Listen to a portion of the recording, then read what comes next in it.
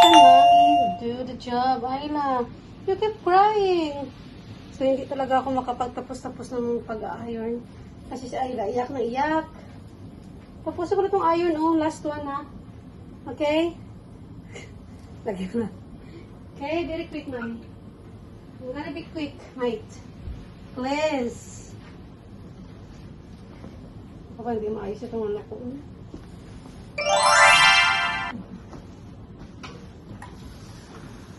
So, kailangan natin mag-iron, guys. Uniform. So, kanina pala, pumunta kami ng center ng midwife. Kasi may malapit kami dito ng center. Kasi nga, guys, nag-worry ako sa sa pusod ni Ayla. Nag-worry ako ba sa kanyang pusod na tawag ito? Na basa siya. So, 3 weeks na si Ayla, pero yung pusod niya is basa pa din. So, kaya sabi ko talaga, kailangan kong, kailangan namin pumunta ng, health visitor, para sa advice, para i-check din si Ayla yung niya, yung pusod niya, kung bakit basa, or okay lang ba yun. Kasi nag-worry talaga ako, guys, na baka may infection siya, whatsoever. Kaya mabuti nang talagang pumunta kami kanina sa clinic ba, So, yan, yung pumunta kami doon kanina, kinilo din si Ayla kung may nag-progress sa kilo niya, kung nagdagdag ba yung kilo niya, ganun. So far, 3 weeks old na si Ayla, from 2.6 kilo, naging na siya, naging 3.5 kilos na siya, guys. So, nag-increase si Ayla ng 900 grams since she was born. So, which is sabi naman ng health visitor, ang ganda ng pagka-gain ng weight niya. Kasi nga, malaki ang niya, nandoon siya sa based doon sa weight charts ng newborn girl. Nandun si Ayla, hindi siya behind. Ay! Galing! Oh, Diyos ko na, paano ko ito Okay, guys. Oh, no! How can mommy finish this job? Kasi naiyak man ang baby. Talagang nanginig yung bibig niya. Nanginig talaga yung bibig niya sa iyak. Parang, parang inaway na ewan. Hindi naman siya inaway. So, how can mommy do a job? Ayla, look. We got loads of iron. Kuya Christian is downstairs. Oh, you wanted milk now? Parang gusto niya ng gatas na. Ba't ka-drink mo lang ng milk? Yes. Oh! Sumigaw siya. Gusto ko nga ng milk eh. Bakit ba? Okay, hanggang. Let mommy finish this one shirt. And then, mommy gonna give you milk. Okay? So, we're done this. Kasi sayang yung electric na nagsistop ako. Okay, hanggang. Give me 2 seconds. 2 seconds, 2 minutes pala. Parigurado. Oh, no! Nearly there! Ito na, malapit na! Diyos ko, Lord. So, bukas naman yung isang uniform. Isa-isa lang muna tayo ngayon mag-iron kasi nga si Ayla, hindi magpaano siya, guys. Hindi siya magpalagay ba? Hindi siya lagay ko siya sa niya, sa noses niya. Iyak siya. Okay, Dan. Dan!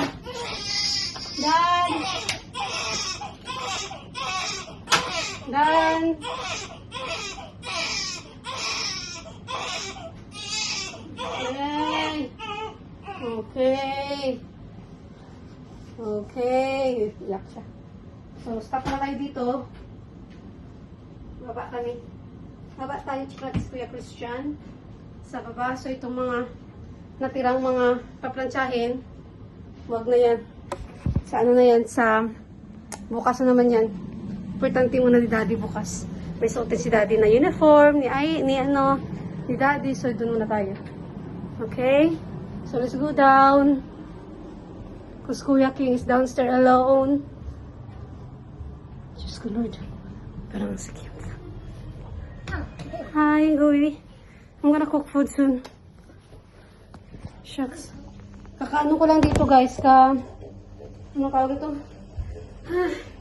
Kasi kali kami sa labas nga doon sa kaya nakapurma. Pero sa Christian hindi pa nakabihis. Are you hungry now? What do you want to eat? Huh? What do you want to eat, Christian? Rice? Poop! Next. Lagari pala yung wangwang ko dyan. Sinsya na kayo, guys. Why you poop? So, Ayla, while I'm ironing upstairs. Why you poop? Christian, that's very rude answer. So, Ayla, I keep trying upstairs question, so mommy cannot iron properly. What you gonna do now? Okay.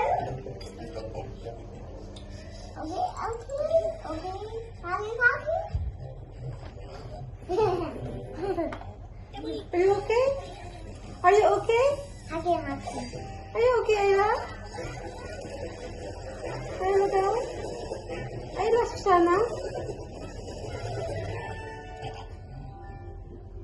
So, yun nga guys, yung sa puso ni Ayla, ano po yung nilalagay nyo? Kasi sabi, normal, wala nang daw problema. Sa pusod niya, normal lang naman daw yun na magbasa-basa siya. Pero, at least hindi lang siya, ano ba, hindi siya greenish or cloudies. At saka walang dugo na, na malabas, which is okay lang daw yun. Pero, kasi nga, talagang hindi ako mapakali. For 3 days na, sabi ko kailangan talaga pa-check na para at least sigurado ba na walang problema. So, ngayon na, okay na yung ano ko, yung pakiramdam ko na wala palang problema kahit basa yung pusod niya, konti. Okay. Sa wakas, guys, natulog na siya. Ay, Diyos ko. Nagising ko ata siya, guys. At least matutulog na yan siya. Tulog. Matulog ka, Ayla. Close your eyes. Shhh. I-magic natin. Sleep na yan. Yan sa kinanood ng TV. Tingnan yung kalap na naman, Christian. Yan yung kalap din, guys. Yan. Talagang baby. So, mag-ano na.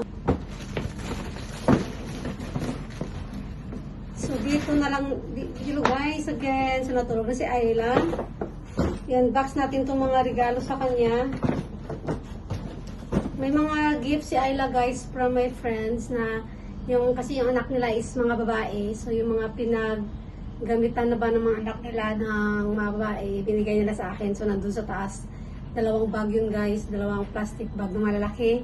So hindi ko na siya ibababa kasi nga nakatabi na yun kasi for 3 to 12 months yun siya na damit. So hindi ko na siya nilabas, tinago ko muna siya. So yan, hunahin natin itong isang gift na binigay. So, may binigay na spinning toy for high chair. So, it's good for 6 months. At saka, itong damit na para kay Ayla, 6 to 9 months, which is good. Kasi marami na si Ayla damit na 0 to 3 months. Kaya, mas good itong binigay na 6 to 9 months, guys, no? Mga gamit ni Ayla. Pair na siya. Ayan. Si Shea ang nabigay ito. Cute kaya ang kulay niya. Little Dreamer. So, yeah, kay Shea ito galing, guys. Tapos, ito naman kay Maylin. Yung binigay niya kay Ayla is yung terno din na for 3 to 6 months. Yeah. So, lalaban ko na ito. 3 to 6 months, guys. Yan. Ngayon na siya. Tsaka yung top. Terno. At inner. Itong inner niya is 6 to 9 months, which is good. Kasi wala si Ayla nito for 6 to 9 months. So, dagdagan ko na lang ito. Itong 6 to 9 months na size. Kasi wala si Ayla nito 6 to 9 months na inner. Kasi mag-winter na guys. So, mas kailangan ni Ayla ng mga, yung mga pang-winter clothes. Yung mga, Tapos, binigyan din niya si Christian ng damit. Si Maylin, grabe, Yan, Pinilhan din niya ng damit si Christian. Medyo malaki pa kay Christian, pero it's nice. Para 6 to 7 years old. Magamit ni King ito next year. Thank you sa mga giveaways. Kasi tabi natin itong plastic kasi maganda yung magagamit pa sa mga Cute ang bago. So, tabi natin. Thank you.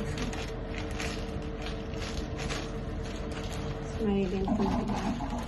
So, yeah.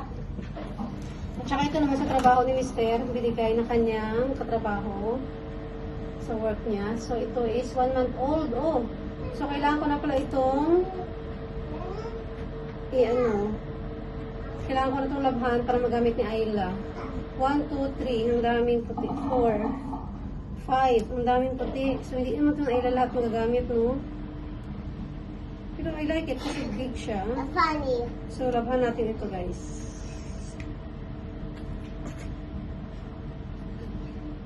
Gamit na ila ito. Yes, Christian. At saka may dress pa pala. Look, oh. Okay, so cute. Dress for Ayla. Look. Ito na gagamitin ni Ayla sa sa pagpunta sa birthday. Sa Sunday. Ito na lang yung gamitin niya. Cute. Dress. May medyas pa nakasama. Oh. 0 to 3 months. Christian, no. So, iron ko lang. Guys, it's so cute. No, it's Ayla. So, laban natin ito. Yan, lang. So, yan. Ito yung mga gift kay Ayla. This is gift to Ayla, Christian. So, right. Ito, hindi ko na siguro ito laban kasi 6 to 9 months lang siya, no? So, dyan na muna siya. Ito, 3 to 6 months niya, laban to siya.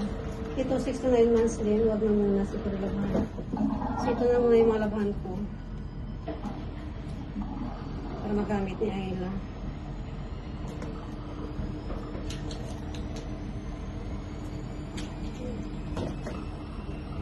Tsaka, ito ba? Laban ko ba ito? 0 to 3 months siya. Siguro gamitin ito ni Ayla kasi mag-ano na. Ito kuha ko dito ng dalawa para gamitin ni Ayla. Kasi medyo malaki siya, it is good. Hindi siya masyado masikip sa kanya pa. Kasi yung mga ano niya, yung mga iba niyang damit, medyo maliliit talaga.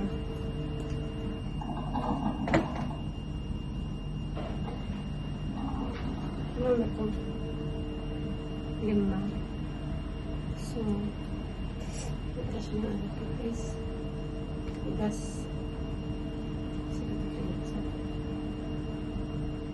Laban ko na ito lahat ay. Ito wag na isa. Tuwag. Ito laban. Para hindi siya ay lamag. Hindi siya mag... Ito laban ko itong mga damit ito. Ito wag na muna. Ito wag na muna laban. Kasi 6 to 9 months lang naman siya. Yeah. That's it. Yan yung mga gift ni Ayla, guys. So, magluto na ako ng ano, guys. Magluto na pala ako ng... What you call that? No, that's yours. Ako, yung mga ano dito. Yung mga libro ni Christian. O, tingnan nyo, kakalat. So, ayusin muna natin to guys, no?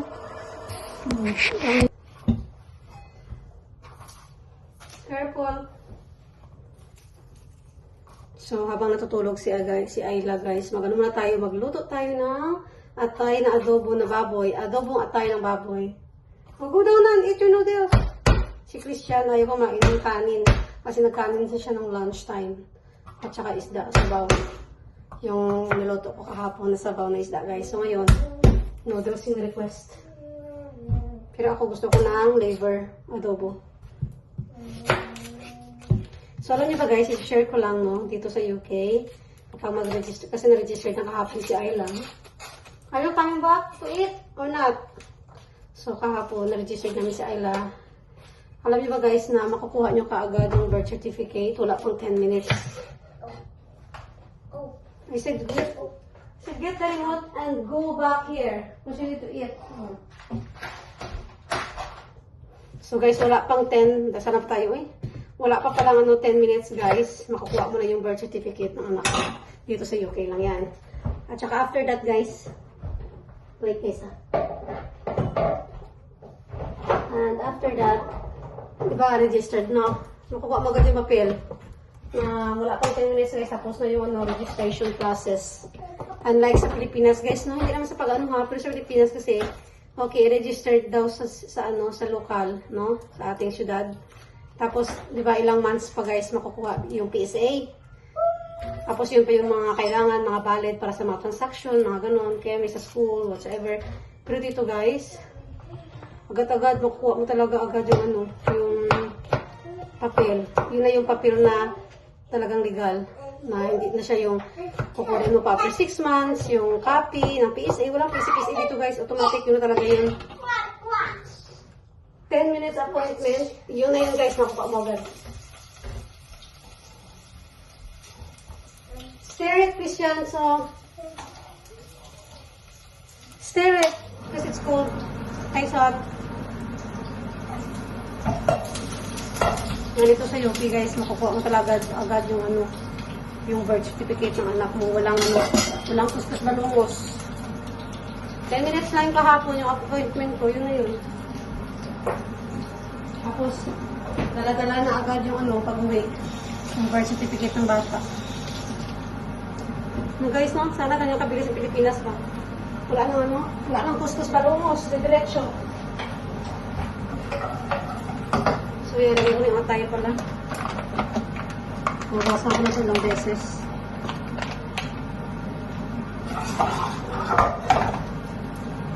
Ano guys, nabatok na yung ano ko.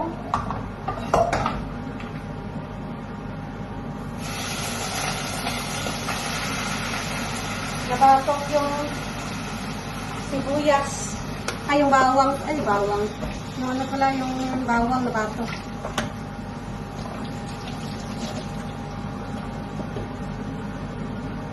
Balik natin yung mantika para di magulo yung kusina.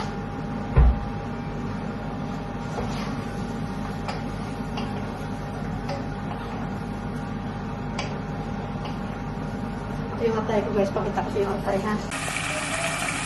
Atay ng baboy, adobo.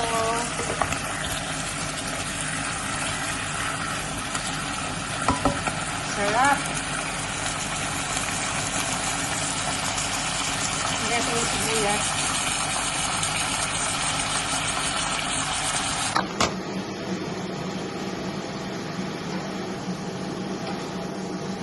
Christian, eat them.